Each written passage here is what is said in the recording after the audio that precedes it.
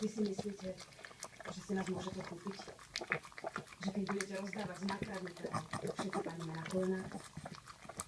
Ja som vám tú parcelu chcela vrátiť. Vážený Martin rozprával, že na nej rastie výnimočné hrozno, ktoré ste sami vypestovali a že v tom kúsku zeme máte výnimočný vzťah. Vy si ani neviete predstaviť, čo pre mňa znamená každý jeden meter na zemi.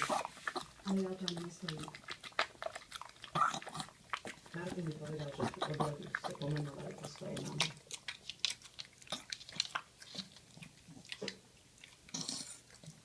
Ale nie v detstve som naváhala, že si myslíte, že nemáme nič spoločné a preto vám chcem vrátiť tie pozemky.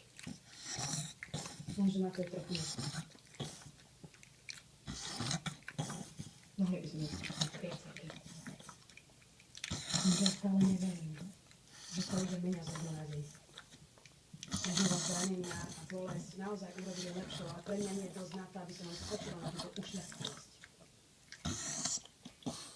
Ja chápem, že mi hneď nemôžete začať dôverovať po tom všetkom, ale ja vám prisahám, že to nič iné nie je, iba to, že som vám chcela výjsť z ústa. Ale ja stále neverím tomu, že vám odrazu záleží na tom, aby som bola šťastná. OK, ak ste naozaj takáto veľkoryšná, prečo nám nevrátite všetko? To by bola spravodlivosť, nie?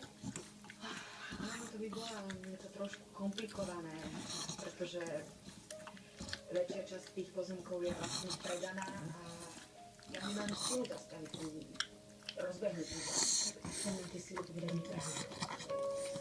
Prečo ste mi vrátili parcelu s Máriou a prečo práve teraz, keď sme sa s Martinom rozhodli odísť?